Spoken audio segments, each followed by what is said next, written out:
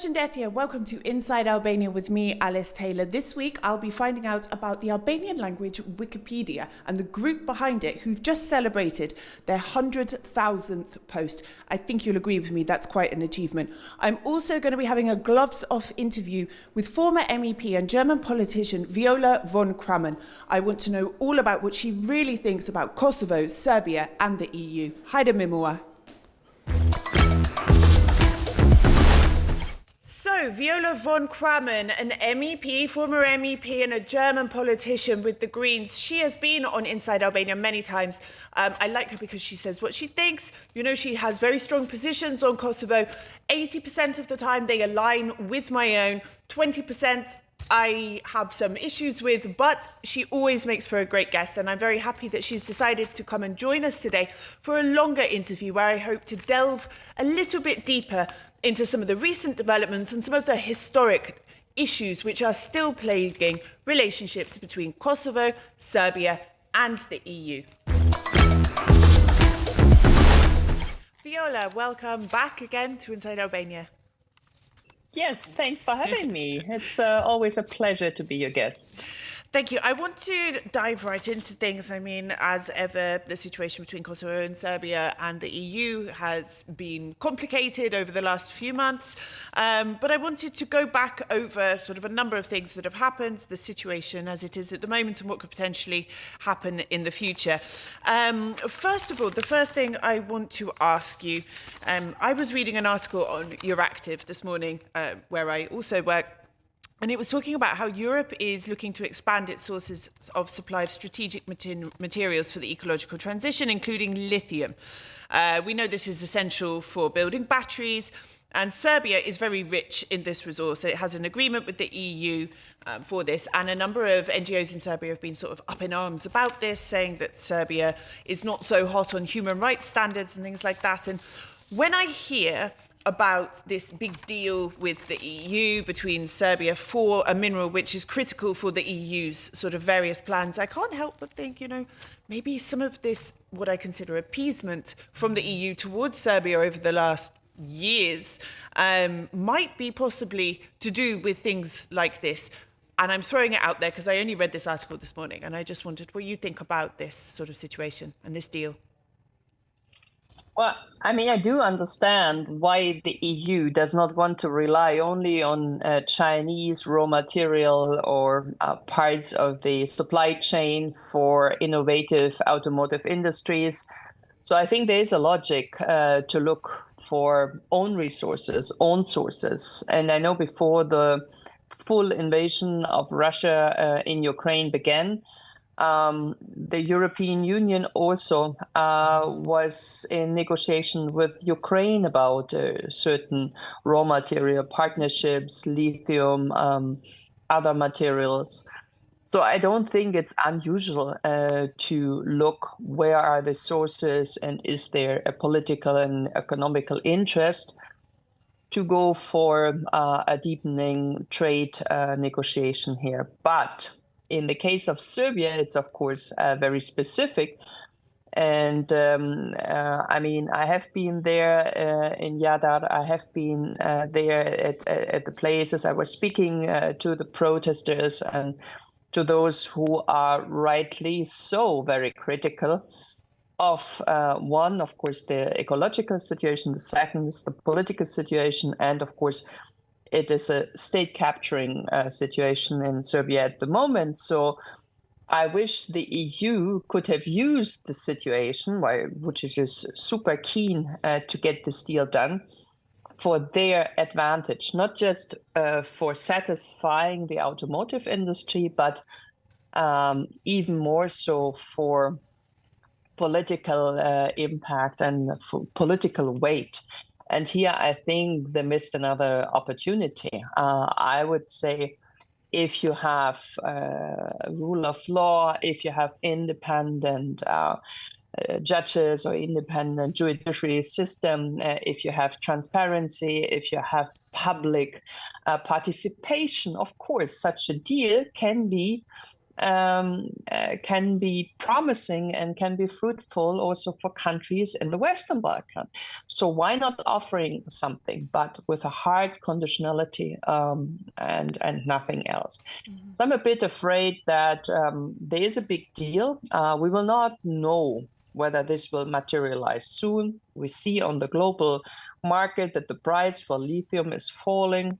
We see that batteries are produced very soon without lithium.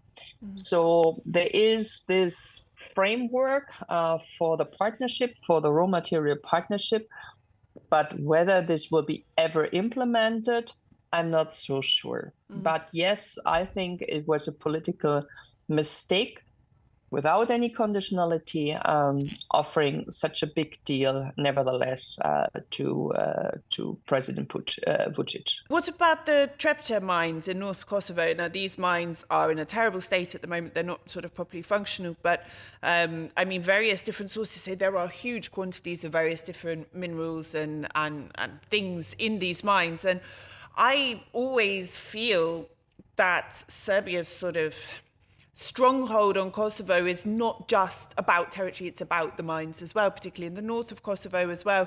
Do you think Serbia, this is right, maybe Serbia is interested in keeping a hold on the north of Kosovo because of these mines? Do you think the EU could possibly be interested in what's there as well? Or is this...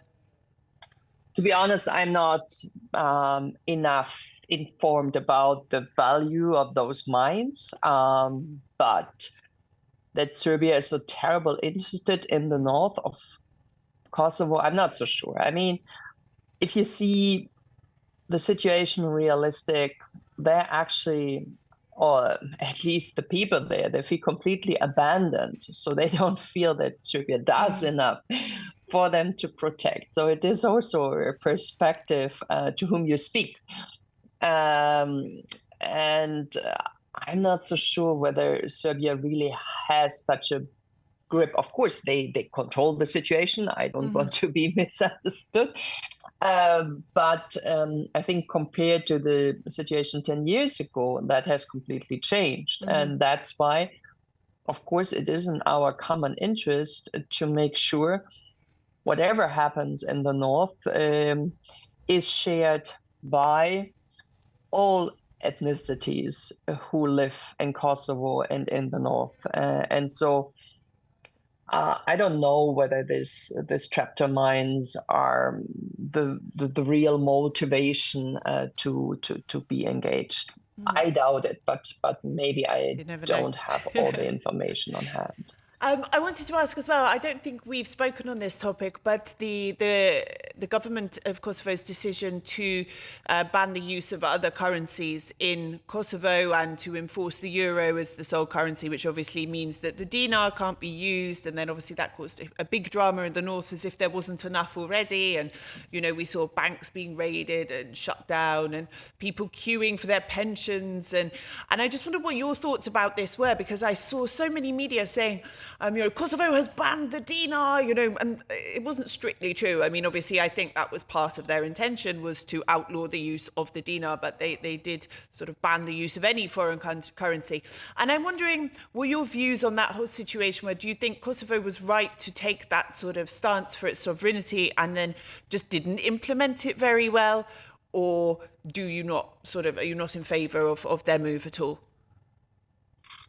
Well, I mean, being in favor or not in favor, I think it's a bit contradictory. On one hand, if you speak to Albin Kurti, he says, well, the dialogue is important for me. For me, this decision does not or shouldn't be taken unilaterally. I mean, if you really would like to get this dialogue finished at any time, you put this into dialogue and you give the people in the north a pre-warning. You say, okay, we would like to finally shut down the possibility for you to pay in dinar, to receive dinar, shut down the bank offices, shut down the post offices, closing down the medical system, because we offer you the same infrastructure in our system. But neither they gave them a warning, nor they have offered anything practical themselves in the other system, nor was that any, I would say, attempt to really integrate the North more to the rest of the country. And here I think it's a big mistake. I mean, yes, of course, the sovereignty of the Republic of Kosovo must be, or has to be, how to say, has to be stronger implemented, or has to be stronger enforced. But these unilateral measures, I mean, come on, they harm only the ordinary people on the ground. It's a clear political signal. We don't care whether your life is more miserable or not. If you don't like this, leave. Yeah, and that is I think the message which is received by the people. And so there's more stress, more frustration, and less understanding, and less motivation to compromise on other topics. And so I see it's not super helpful. Of course, theoretically, the government has the right to do everything. Yes. But is that smart, and is that politically advanced if you actually tell everyone in Brussels and in the other capitals that you are in favor of the dialogue? I wouldn't say so. And so, I mean, in the end, you want to become a member of the European Union. You want to become a member of the Council of Europe. Mm-hmm. But every time you could prove that you advanced to play according to the rules or regulations there, you do the opposite. And this is what I think is not super smart. If you're applying for a club, you rather look that you play according to the rules which are applied in the club. In the constitution is not just the obligation of the of the currency, but it's also an obligation that at least you should publish those information in 2 languages. Mm-hmm. And not even this was taking place. And so you see, I think there's a real intention not to satisfy the people. And this, of course, plays and accumulates on their nerves. And it's not really fueling into a better mood, I would say. That's my impression. Now, you mentioned the Council of Europe. I was there for the second vote, the second plenary vote earlier this year in Strasbourg, which went well, and it was great. And then, obviously, the next vote, the final vote, has been postponed. It appears it's unlikely to happen before the end of the year because there's no consensus. There's potentially not enough consensus for it to pass.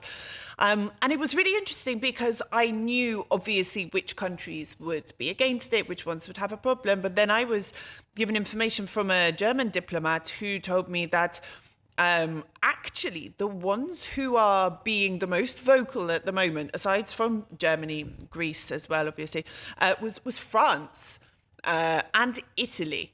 And France, okay, they have a recent military deal with Serbia for Rafale jets for billions. I would guess this plays into it slightly as well. So I'm curious what you think about that. But also Italy. I was like, where did Italy come from? Why did they've never really spoken very strongly against Kosovo or anything like that. And I'm just wondering where this has popped up from. Any ideas? Well, I mean, I try to explain why I would say more neutral countries see that some of the moves of the prime minister can be seen as a provocation. Mm-hmm. And that is what I don't understand. If you have a goal, and the goal for me, for Kosovo, is to be a full member of the European Union, but the first step would be to be a full member and internationally accepted and received as a full member of the Council of Europe. You try to make sure you start all the diplomatic offenses, all the diplomatic charm affairs you need to get this goal done, or the aim done.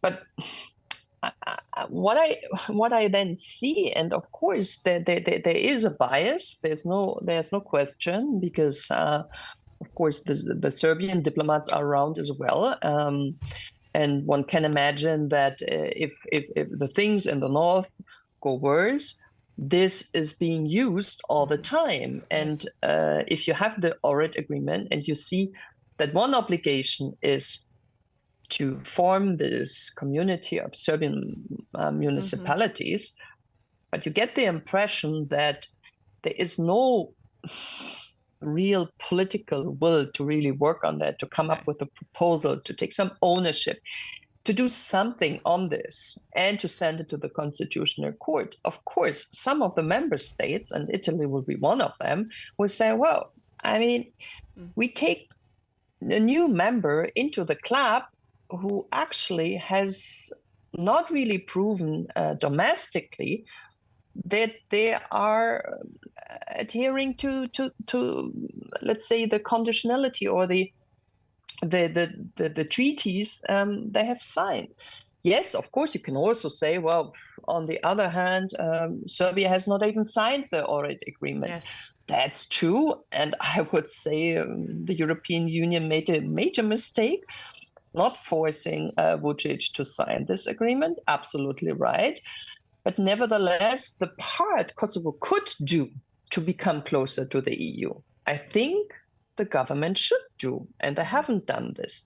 And yes, I can imagine that some of the member states, they tried hard. Quint did a lot in Pristina to support Kosovo, to bring them into the Council of Europe. And it was not being seen as support. It was only being seen as they're pushing us against our own will.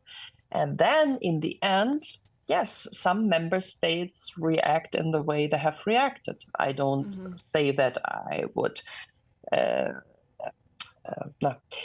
support this or endorse that, but this is obviously the direction, yes. I mean, I think as far as the Association of Serb Municipalities goes, I don't see anything happening on that anytime soon because there are elections in Kosovo next year and this will be a deeply unpopular move. I don't think the government are going to want to move forward with that, although it could give them extra points because if they move forward with that, things will open up for them in other areas, but I'm not sure they're ready to take that risk. And when I was in Strasbourg, the argument from different members of the plenary who took the floor was, okay, the Association of Serb Municipalities, it's not a prerequisite for joining the Council of Europe, but, you know, Kosovo said it would do it. But if we bring them into the Council of Europe, we can then pressure them to do it. We have mechanisms to oversee human rights and minority rights in the country.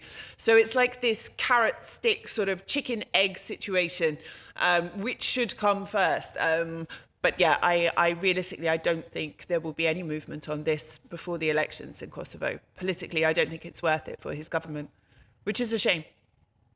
Yeah, and I think this could be easily solved. I mean, if the prime minister is as popular as many people tell me, it would be easy to say, hey, I brought you into the Council of Europe and we will together form this CSM, the Community of Serbian Municipalities. I mean, this would be easy to sell.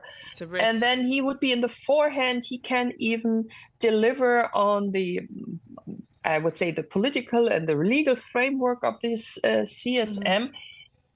But in the end, my suspect is that there's not at all a political will to do anything here. And then, of course, you hear the same excuses, which you hear for years now. We do not want to have a second Bosnia and Herzegovina. Republika or Republika Srpska, understood. But the proposals the European Union has given to the Republic of Kosovo was exactly not to create a second Republika Srpska. And that's why I don't understand why there's not even a slight attempt to take some of the example. I know that the Friedrich Ebert Stiftung in Germany did a lot of work here and worked also on the National Assembly and many other institutions. And it would be very easy for all of us. We could at least have sent it to the Constitutional Court. And that step would be already enough for the critical members you have mentioned before, France and Italy, and then Kosovo would be member of the Council of Europe. And Serbia could cry as much as they want. It's this would be the only step they would need to do, and I don't get it why it isn't done. But yes, that might be a secret of the government. I'm wondering as well, what in the corridors of Brussels, various institutions and parliament and everything, what do people think of Albin Kurti? I mean, what I've heard is they don't really know what to do with him. He's sort of does what he wants very quickly. He's sort of quite a tough character. You know, what do they think of him? How do they know how to approach him? Do they have sympathies with his point of view, but they, we agree with what he says or does, but it could have been done better, or are they simply tired of him? I would say Kosovo has a lot of friends in Brussels, and not only in Brussels. I would say in Europe, not because I'm from Germany. Of course, there's a big diaspora in Hamburg, in Stuttgart, and many other cities. And so Kosovo as such, I would say, is a very lovable, very reputational country. It's well known, and there's a lot of exchange, a lot of business activities going on. And people who work more in a political arena have, I would say in general, even a bigger tolerance with many things. So yes, I guess that after so many attempts to say, okay, there's another compromise, let's try this, let's try this, let's try this, it seems that the pool of political actors in Brussels is getting smaller. And I see that there is a kind of tiredness or, I wouldn't say frustration, but a lot of, shaking the shoulders, pulling up the shoulders and saying, well, I don't know what to do. Yes, it's his right to take the decision as he does that. But we speak about this Euro integration, if we speak about, we are the most pro-European country, we are the biggest friend of the US, if we are the biggest transatlantic alliance in the Western Balkan. But then if you have the partners from the US or from Berlin or from Brussels on the ground, and they give you some advice and they say, well, this could be done in a way like this. And so exchange is being done continuously and negotiations are taking place. And you see in the end, nothing is taken on board. They get frustrated. It's quite hard. It's quite hard. Yeah. Patience runs out after a while. And I want to ask as well, what about Serbian lobbying in Brussels? I have suspicions they lobby pretty hard regarding their position. Are you able to tell us? And of course, Kosovo do as well. This is normal. But I'm interested to know if you were able to shed any light on how aggressive it is, how they sort of approach the situation in terms of persuading people. Well, to be honest, my advantage was I am pretty immune. I was only in exchange, or mainly in exchange with the opposition, with the activists, with human rights defenders, with people from different spheres who are not the Putin supporters, more the contrary, people from think tanks, people who know that Serbia is not fulfilling the criteria, that the country is not going the right way. They were not in favor of this lithium agreement or lithium deal, for example. Those were the partners I'm mainly in contact with. So to be honest, maybe there is an aggressive lobbying. I don't know. I would hazard a guess that from your public comments, they thought, no, there's no point trying with Viola. Probably not. I mean, yes, of course, when the ambassador the former ambassador was still there.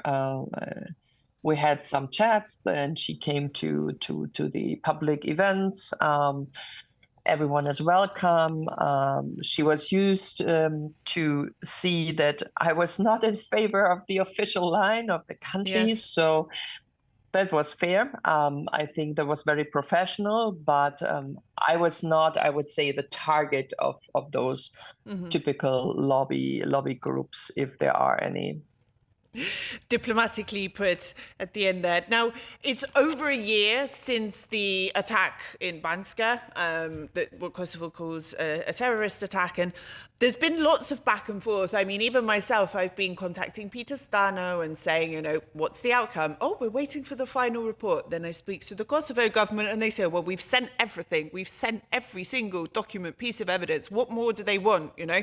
And then the commission says, no, we need the final report. And we just seem to be stuck in some sort of stalemate. I don't even know what the status of it is at the moment, except nothing seems to have happened. I'm wondering if you know anything about where we are with this investigation, or are Brussels just sort of hoping that maybe everyone will forget about it so the dialogue can continue? To be honest, I can't tell you anything new. I'm not aware of why it is so difficult to get the latest information from Serbia. Why is everyone still running around free, even we know who's responsible? Why there isn't any more political and legal pressure towards Serbia and Vucic?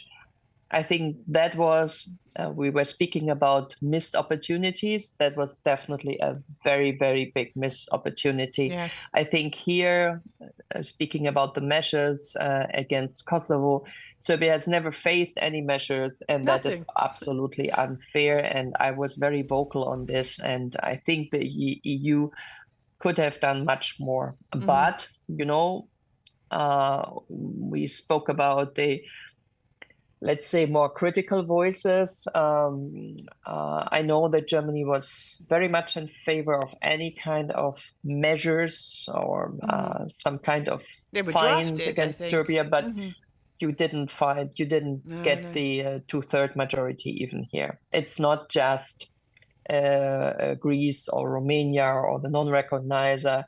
It was many more. And that is, of course, the political reality. So one thing is what you feel, what is not unjust, or what is unjust. And the other thing is, unfortunately, the political reality in the council at the moment. But I ended up getting very frustrated with Peter Stano. You know, it was even some of the language he was using in press conferences. You know, I think he referred to the people of Kosovo as these people at one time. You know, I mean, he really called them and said they were not being very European.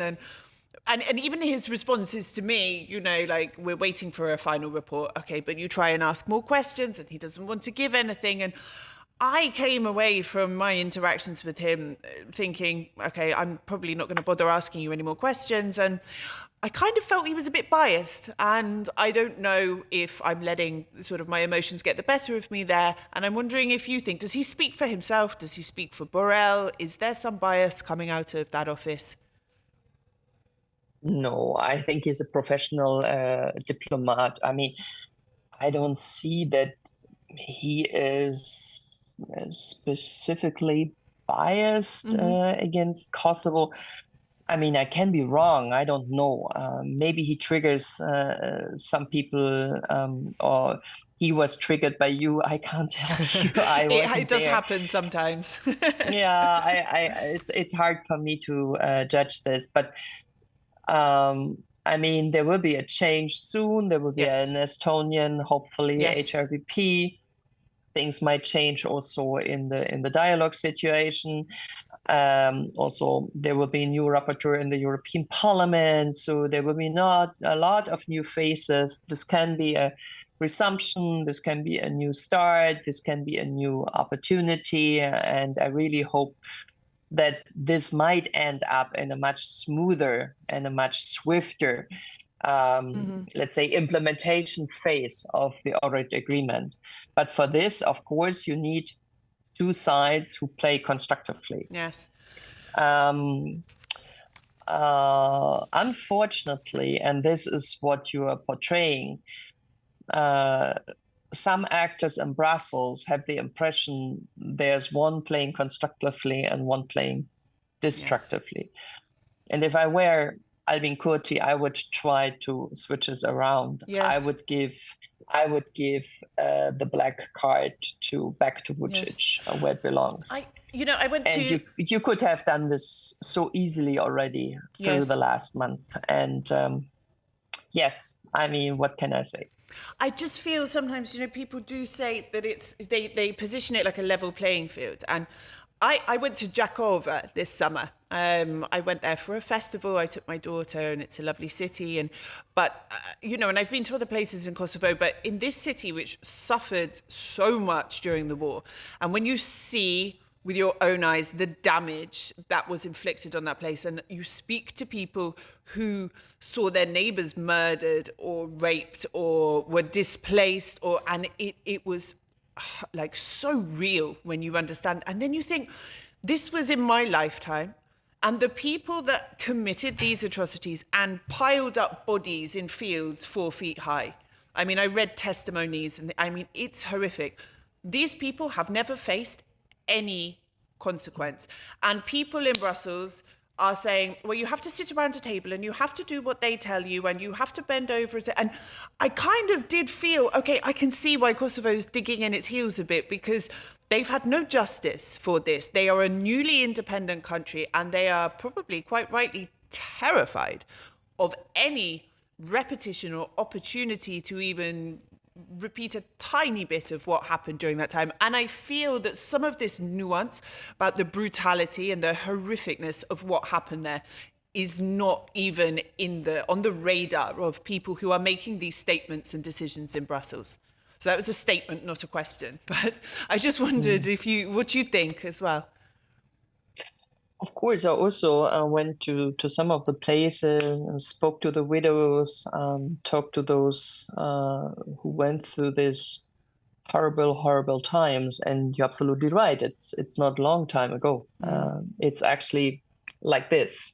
Yes. I do understand why there is this desire for rehabilitation, for working on the past, and Serbia is not even giving you a little finger to commit this and to agree to work on the parts, to have any rehabilitation and so on.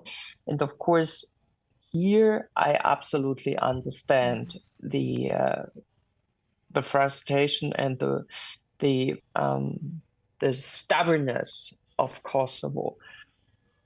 But on the other hand, the governments before have agreed to a certain process, and attached to this process are rules.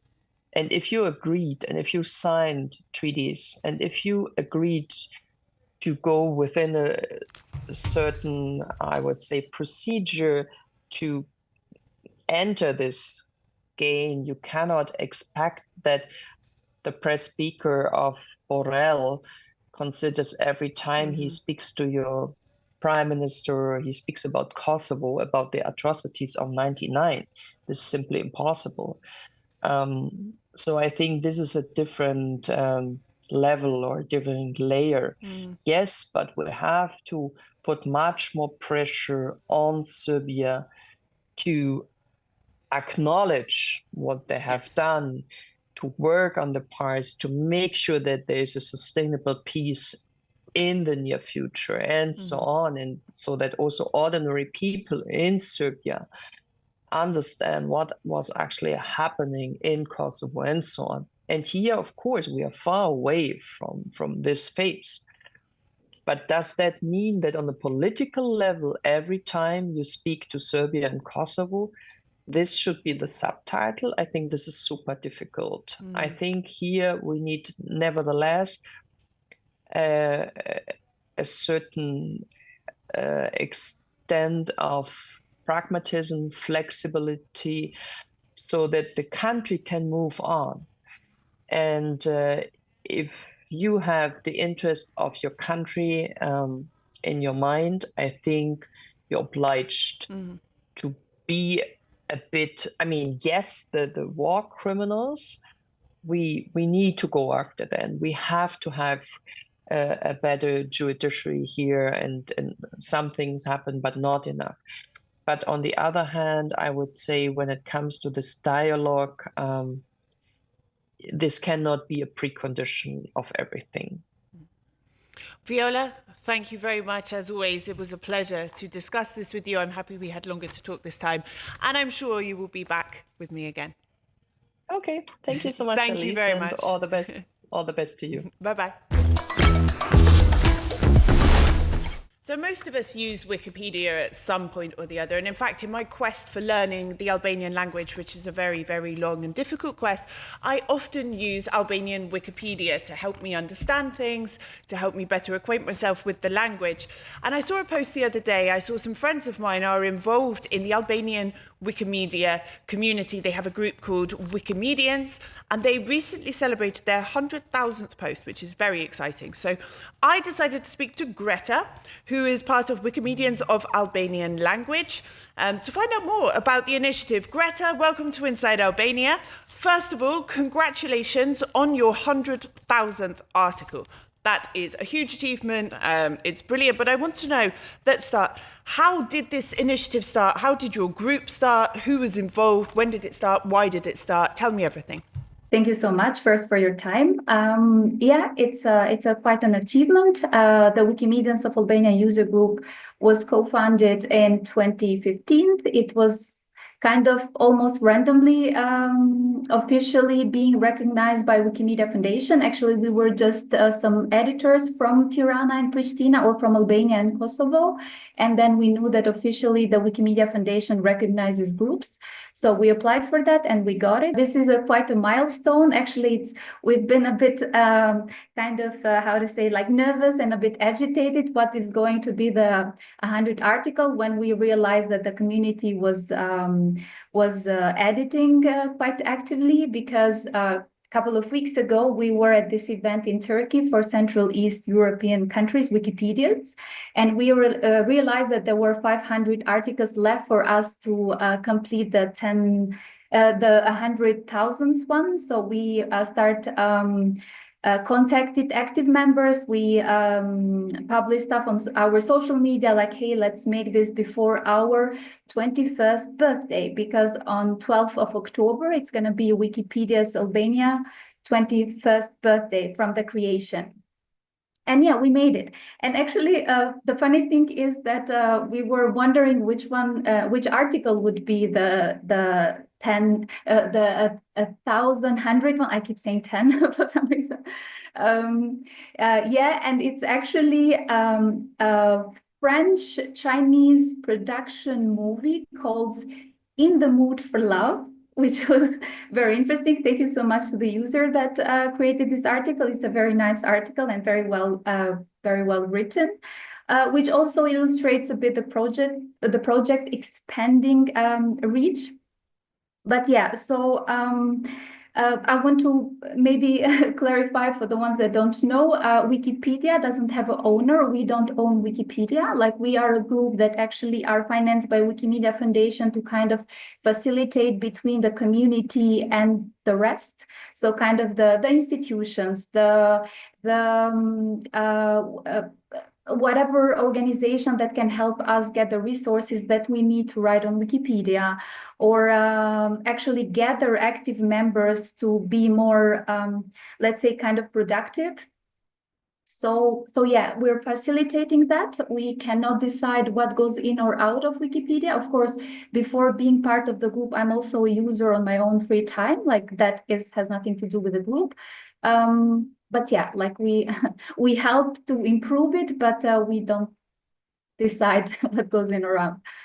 Now, as a group, just so I'm clear, and so the viewers who may not know how Wikipedia works are clear, do you just edit people's contributions so anyone can sort of make a contribution, and then you edit it, fact check it, verify it, or do you write as well?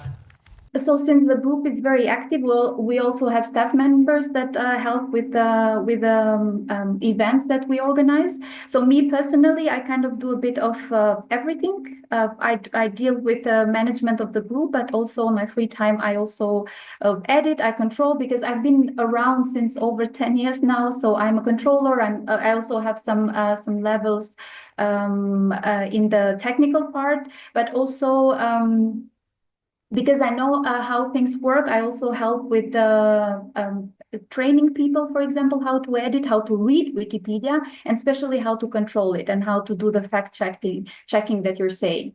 So technically, everybody can do that. But on Wikipedia, you need a level of trust to be able to control the articles.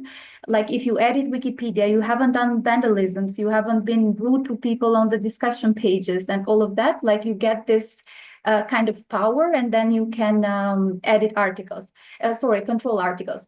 But if you are not a controller, so you don't have this power, you can help to improve the article if you see that the article is not good enough. So whenever a controller can check it, they can actually approve it. So you in a way, you are being the controller the other way around. Are you the only group that's doing this in Albania, in Kosovo, in SHIP, or are there other groups and communities as well? We as a group, that facilitate between community and the rest. There are, I'm sure there are other communities out there, like there are people that are not involved at all with us. They don't participate in our events that we do. There is another group in Albania that is doing events. I don't know the details for it. In Kosovo, I know that we are the only official group that we are doing things.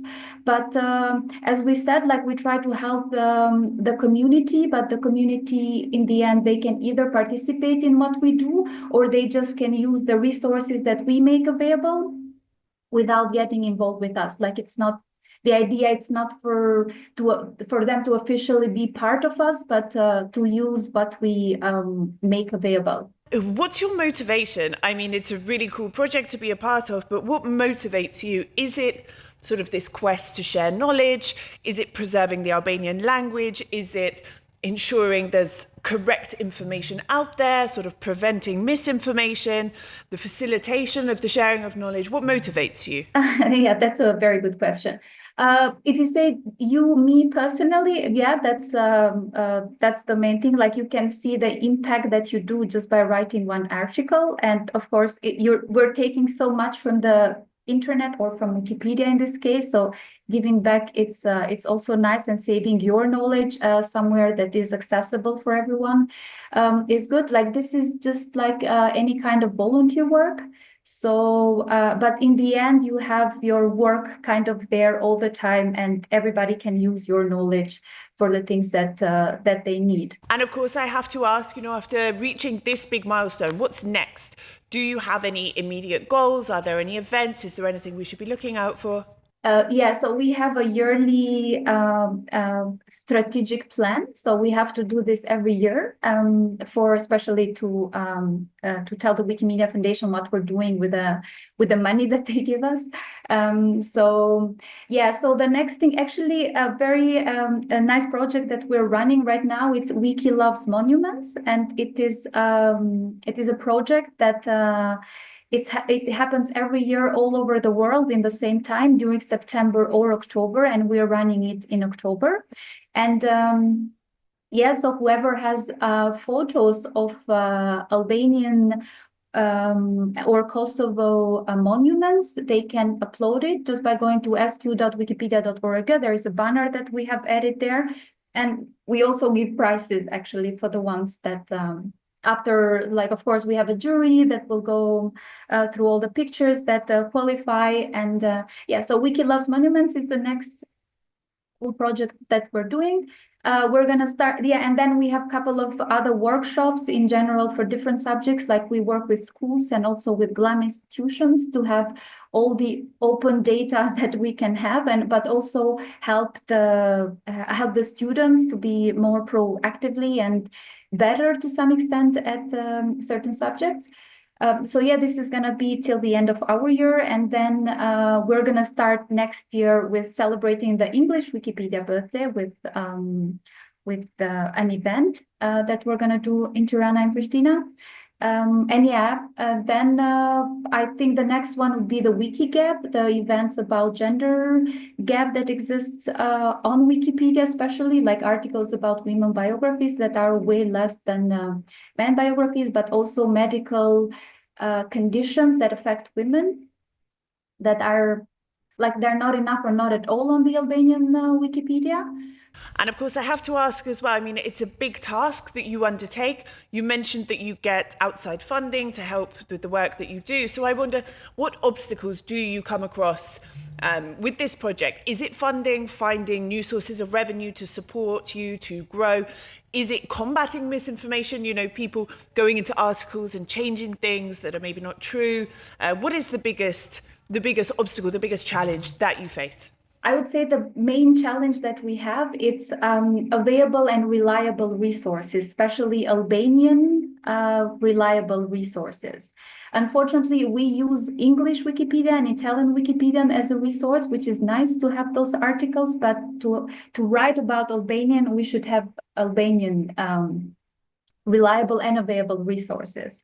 So this is one of the challenges that we have, and actually our main work, it's kind of around this thing. Like every time we collaborate with institutions, first we educate them how important it is for their website or content or digitalization that they do or we help them do should be on Creative Commons licenses and not copyrights, especially for government institutions. Like no government institution should have copyrights. I mean, probably some information should be on copyright, but most of it should be available for the people to use it. So yeah, like reliable resources would be one. The copyrights and licenses issues would be the next one.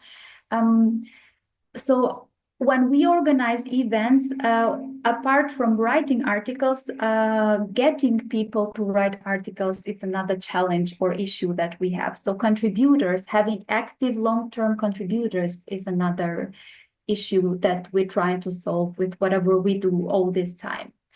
I mean, I can mention 10,000 more issues that we have on our everyday work, but I think if we fix these three, we're already more than halfway done. Greta, thank you for the work you're doing. I want you to know it contributes to me learning Albanian massively, so thank you, keep it up. That is all for this week. As ever, Inside Albania is on Euronews Albania every Saturday. You can watch us on demand on YouTube at Euronews Albania. And of course, we are on every major podcasting platform. Until next week, Mira Pavshim.